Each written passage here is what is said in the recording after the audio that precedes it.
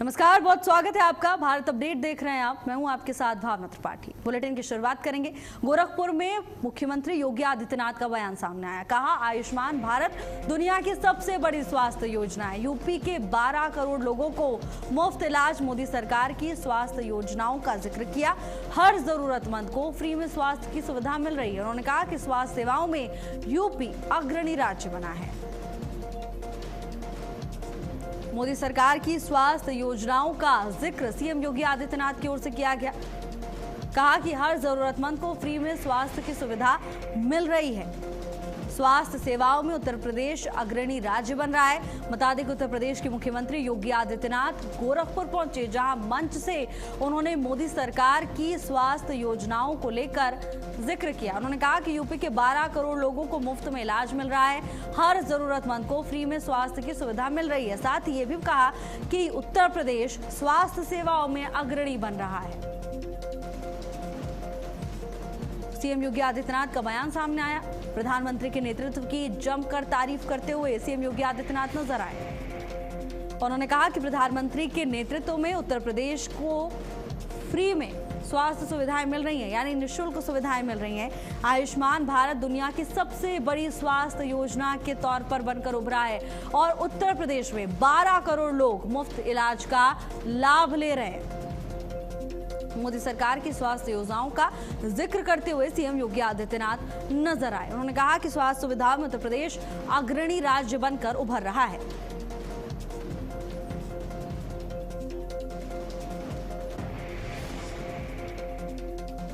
गोरखपुर में सीएम योगी आदित्यनाथ का बड़ा बयान सामने आया।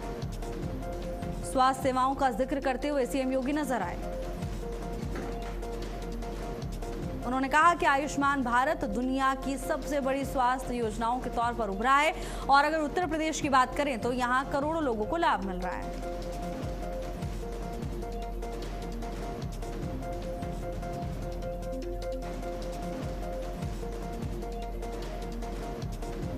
स्वास्थ्य सेवाओं में यूपी अग्रणी राज्य बना है।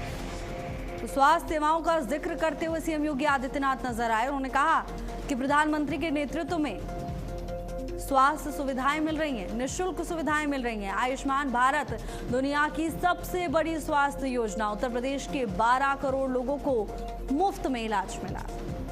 मोदी सरकार की स्वास्थ्य योजनाओं का जिक्र करते हुए नजर आए सीएम योगी आदित्यनाथ। कहा, हर जरूरतमंद को फ्री में सुविधा मिल रही है। तो उत्तर प्रदेश के मुख्यमंत्री योगी आदित्यनाथ का गोरखपुर से बड़ा बयान सामने आया।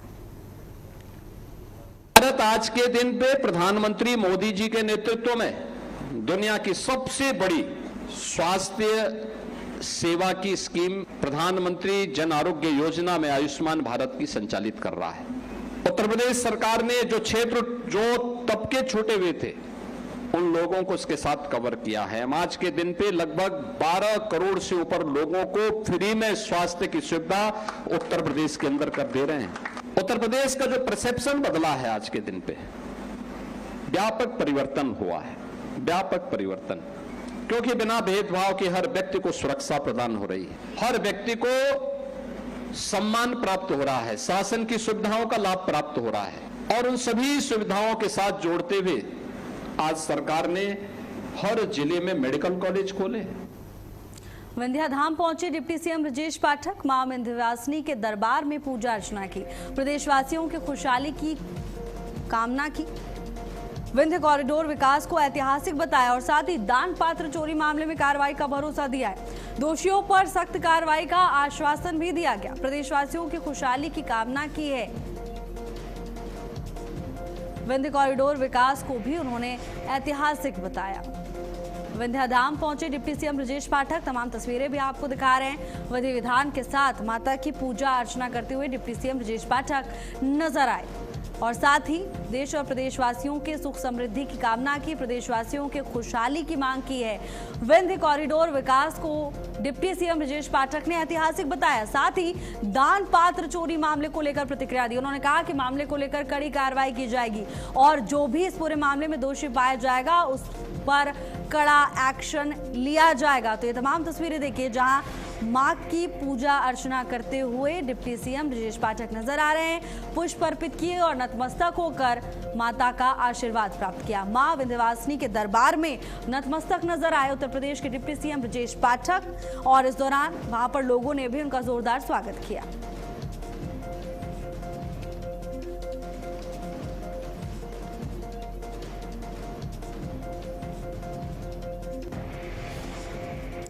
बीजेपी प्रदेश टीम में उपाध्यक्ष बनने वाले सबसे चर्चित चेहरे नीरज सिंह ने भारत अपडेट के स्टेट हेड आशुतोष मिश्रा से बातचीत की। कार्यकारिणी की पहली बैठक में बातचीत के दौरान नीरज सिंह ने कहा, बीजेपी ने मुझे तपने का अवसर दिया है, पार्टी ने जो भी जिम्मेदारी दी उसे निभाऊंगा। सुनिए।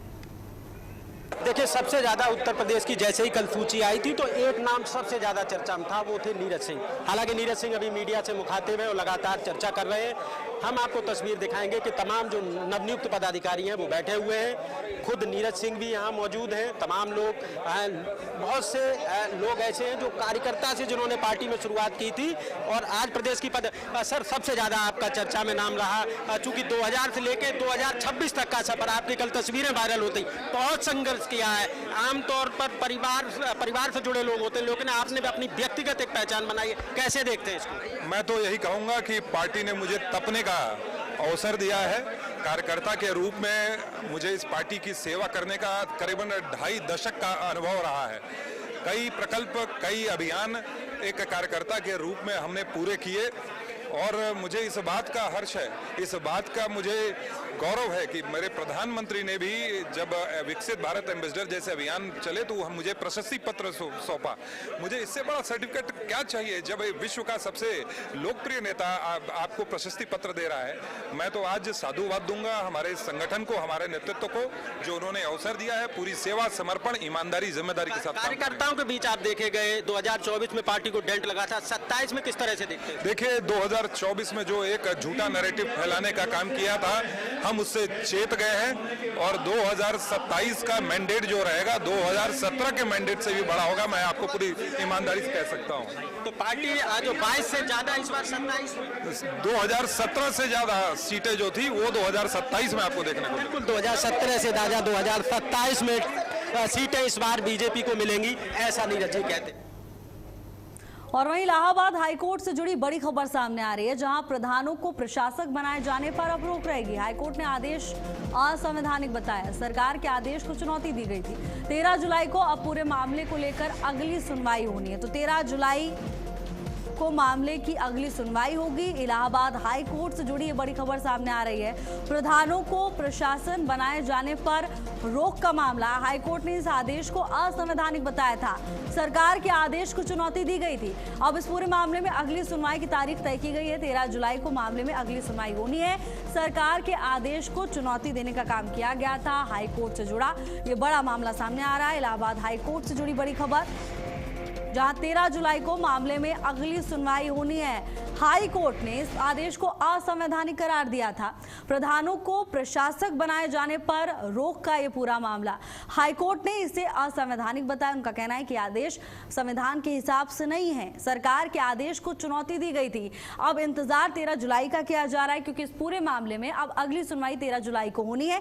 अब 13 जुलाई को देखना होगा कि कोर्ट में क्या कुछ दलीलें पेश की जाती हैं और क्या बड़ा फैसला लिया जाता है, इस पर नजर रहेगी। बहरहाल ये बड़ा अपडेट सामने आ रहा है, जहां इलाहाबाद हाई कोर्ट से जुड़ा ये बड़ा मामला, प्रधानों को प्रशासक बनाए जाने पर रोक की खबर, हाई कोर्ट ने आदेश असंवैधानिक बताया। 13 जुलाई का इंतजार किया जा रहा है। अब इस पूरे मामले को लेकर अगली सुनवाई की तारीख तय की जा चुकी है। 13 जुलाई को मामले में अगली सुनवाई होगी, जहां कोर्ट में तमाम दलीलें पेश की जाएंगी और देखना होगा कि कोर्ट का क्या कुछ रुख होता है। लेकिन बहरहाल कोर्ट का ये कहना है कि ये फैसला, ये आदेश असंवैधानिक है, यानी संविधान के हिसाब से नहीं है। जो कॉन्स्टिट्यूशन में जो प्रावधान है उनके हिसाब से यह आदेश ठीक नहीं है। उन तमाम मानकों पर सही साबित नहीं होता है ये आदेश।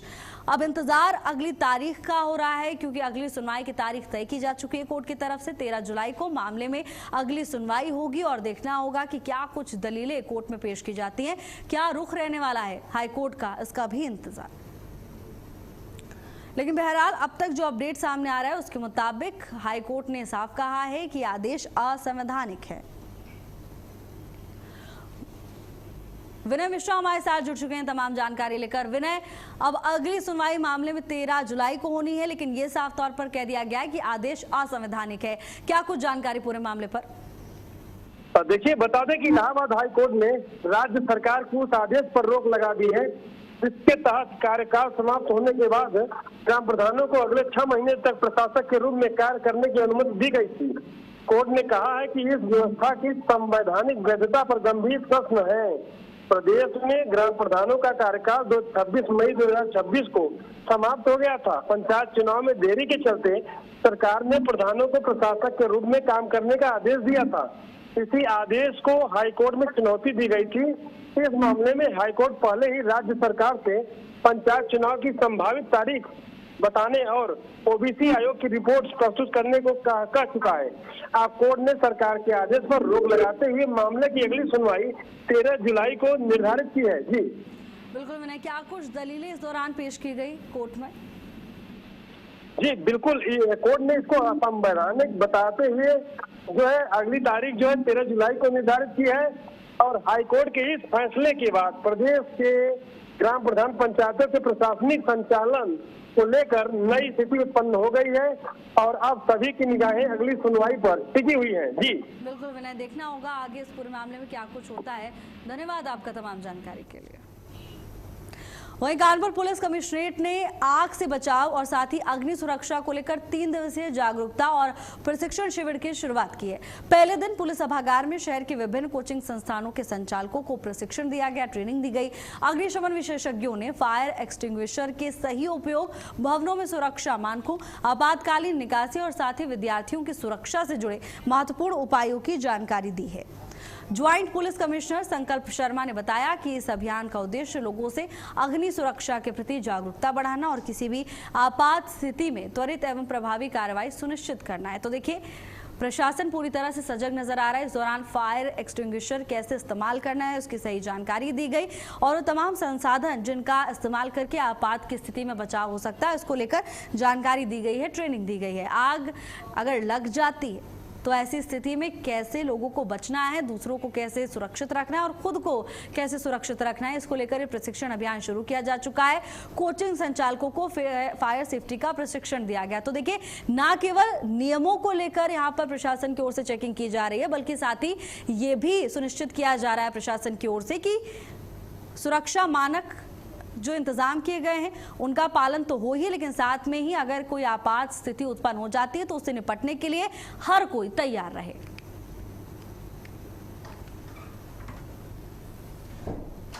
ये जो फायर सेफ्टी अवेयरनेस को लेकर ये कार्यक्रम हमारे जनपद पुलिस के फायर डिपार्टमेंट और सिविल डिफेंस के साथ मिलकर ये कार्यक्रम कराया गया था। तो ये 3 दिन का कार्यक्रम रखा गया है। बेसिकली पब्लिक को फायर सेफ्टी के जो भी नॉर्म्स हैं और जो चीज़ें हैं उनको अवेयर कराने के लिए कार्यक्रम रखा गया था। तो आज के कार्यक्रम में इनको डेमोन्स्ट्रेशन भी दिखाया गया है कि भाई अचानक फायर लगने की स्थिति में कैसे उसको हैंडल करें। और उसके अलावा जो इस्टेब्लिशमेंट्स हैं हमारे, जैसे कॉमर्शियल इस्टेब्लिशमेंट्स हैं, कोचिंग सेंटर्स हैं। बांदा में अवैध रूप से संचालित कोचिंग सेंटर, लाइब्रेरी और मैरिज हॉलों पर प्रशासन ने बड़ा एक्शन लिया है। लखनऊ अग्निकांड के बाद अब योगी सरकार के निर्देश पर चल रहे अभियान के तहत बांदा विकास प्राधिकरण, जिला विद्यालय निरीक्षक और फायर विभाग की टीम ने कई प्रतिष्ठानों का निरीक्षण किया। जांच में कई बड़े कोचिंग सेंटर बिना पंजीकरण और आवश्यक अनुमति के संचालित मिले, जिन्हें तत्काल रूप से बंद कर दिया गया, जबकि एक सेंटर को सील करने का काम किया गया। बिना स्वीकृत नक्शे वाले 3 मैरिज हॉल भी सील किए गए हैं और अन्य पर अभी कार्रवाई जारी है। प्रशासन ने साफ कहा, बिना फायर परमिशन संचालन नहीं हो सकता।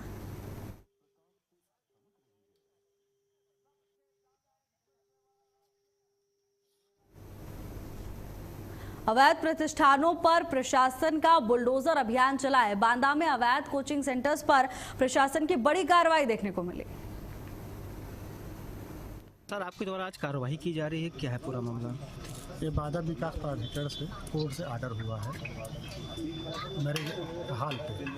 पहले कई बार मीटिंग की गई इन लोगों को बुलाया गया, कहा गया कि अपने अपने मैप पास करा लीजिए, लेकिन ये लोग मैप पास कराने नहीं आए, तो इनके खिलाफ ऑर्डर किया गया है। उसी के अनुपालन में आज सब सील किया जा रहा है। कितने अभी तक सील 3 सील हो गए हैं 2 अभी और सील होंगे और सोमवार को सील किए जाएंगे। मुरादाबाद के कटघर थाना क्षेत्र में शराब की दुकान पर विवाद के बाद फायरिंग से सनसनी फैल गई। बता दें कि शराब पीने को लेकर हुए विवाद के दौरान एक व्यक्ति ने कथित तौर पर गोली चला दी। फायरिंग में दुकान के 2 लोग घायल हो गए। सूचना मिलने पर दुकान मालिक मौके पर पहुंचे और दोनों घायलों को जिला अस्पताल ले जाया गया, जहां उनका इलाज चल रहा है।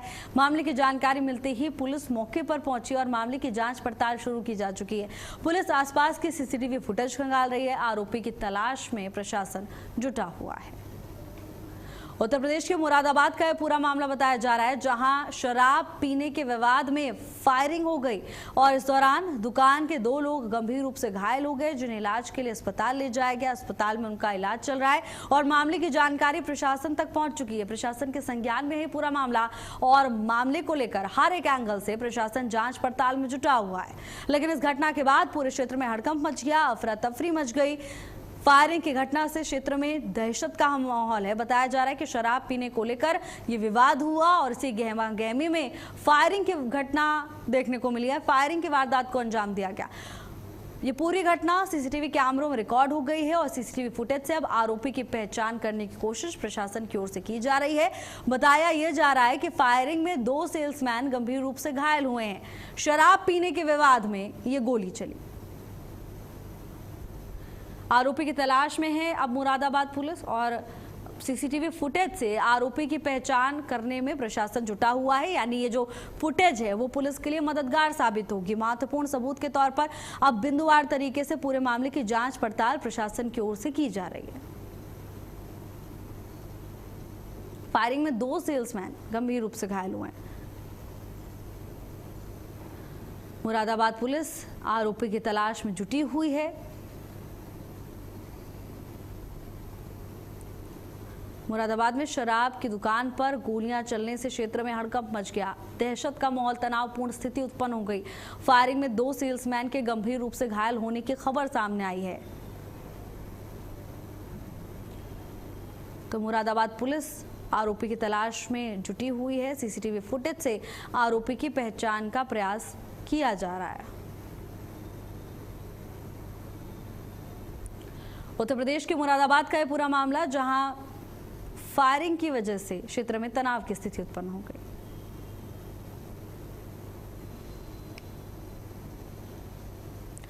और वहीं झांसी कानपुर हाईवे पर बीच सड़क दबंगई का मामला सामने आया, जहां बारात में जा रही एक कार को रोककर उसमें सवार लोगों के साथ मारपीट की गई। घटना का वीडियो सोशल मीडिया पर वायरल हुआ। पुलिस ने तत्काल कार्रवाई की है। थाना बड़ा गांव पुलिस ने वीडियो के आधार पर अंशु कुशवाहा, अंकित उर्फ कोबरा और उपेंद्र कुमार को गिरफ्तार कर जेल भेज दिया है।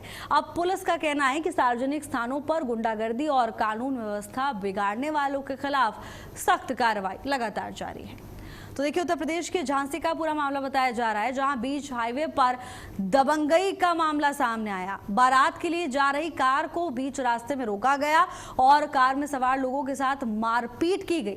मामले का वीडियो सोशल मीडिया पर वायरल हुआ, जिसके बाद तुरंत प्रशासन ने मामले का संज्ञान लिया है। अब इस पूरे मामले को लेकर प्रशासन कार्रवाई कर रहा है, जांच पड़ताल की जा रही है।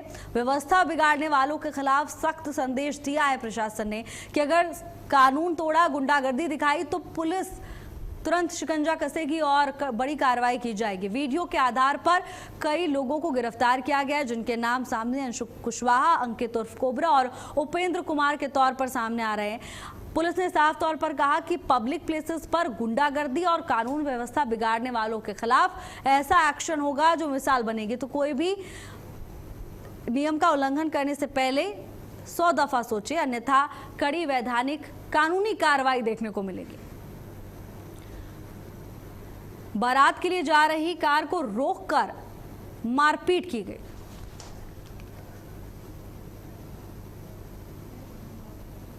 और वहीं मुरादाबाद में वाहन चोरी के खिलाफ चलाए जा रहे अभियान के तहत थाना कटघर पुलिस को बड़ी कामयाबी मिली है। पुलिस ने 4 शातिर वाहन चोरों को गिरफ्तार किया। उनके कब्जे और निशानदेही पर कुल 8 चोरी की मोटरसाइकिल बरामद की हैं। पुलिस के मुताबिक आरोपी अलग अलग इलाकों से बाइक चोरी कर उनकी नंबर प्लेट हटाकर कम कीमत पर बेच देते थे। बरामद बाइकों में मुरादाबाद, रामपुर और आसपास के क्षेत्रों से चोरी किए गए वाहन शामिल हैं।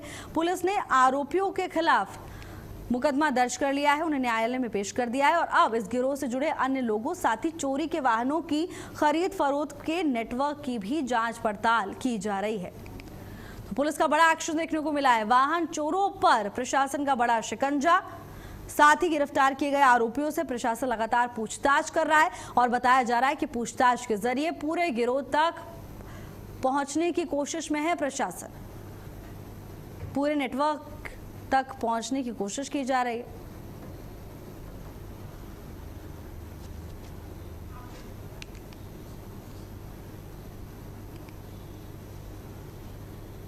देखिए, विगत कुछ दिनों से कुछ बाइक चोरी हुई थी। उसमें एसएसटी कटघर की टीम ने काम करना शुरू किया था और इस टीम को सफलता मिली है। इन लोगों ने एक अंतर जनपदीय बाइक चोर गैंग को पकड़ा है, जिसमें 4 लोग पकड़े गए हैं। इसमें एक मुकेश यादव है, बंटी है, एक विनीत संभल कर रहने वाला है, एक अंकित है, अनिल है। बेसिकली ये लोग, जो मुकेश है, मुकेश के जीजा का एक बाइक है स्प्लेंडर प्लस। ये पहले उस एरिया में जाकर वहाँ रेकी करते हैं जहाँ से इनको बाइक उठानी होती है और उसके बाद ये सभी जाकर के वहाँ पर बाइक वहाँ से उठा के और फिर इसको कहीं रखते हैं। वहीं अंबेडकर नगर में एक भीषण सड़क हादसा हुआ। हादसे में एक व्यक्ति की मौके पर ही मौत हो गई, जबकि उसकी पत्नी और बेटा गंभीर रूप से घायल हुए। दुर्घटना के बाद मौके पर अफरा तफरी मच गई। स्थानीय लोगों ने तुरंत पुलिस और एम्बुलेंस को मामले की जानकारी दी।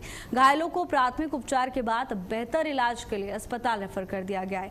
मामले की जानकारी मिलते ही अहिरौली थाना पुलिस मौके पर पहुंची। शव को कब्जे में लेकर पोस्टमार्टम के लिए भेज दिया गया है। हादसे के कारणों की जाँच शुरू की जा चुकी है। उत्तर प्रदेश के अंबेडकर नगर का पूरा मामला है, जहां तेज रफ्तार का कहर देखने को मिला। भीषण सड़क हादसे में एक व्यक्ति की दर्दनाक मौत हो गई। सड़क दुर्घटना में पति की मौत हो गई, पत्नी और बेटा गंभीर रूप से घायल बताए जा रहे हैं। अब पूरे मामले को लेकर प्रशासन कार्रवाई में जुटा हुआ है। भीषण सड़क हादसे में एक व्यक्ति की दर्दनाक मौत।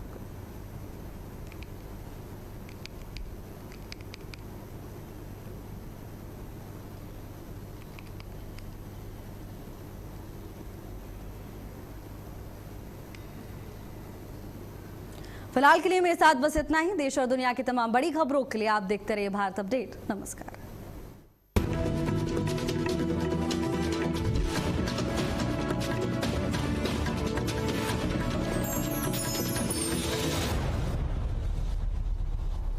खबरों की दुनिया में भारत अपडेट न्यूज चैनल की धमाकेदार एंट्री।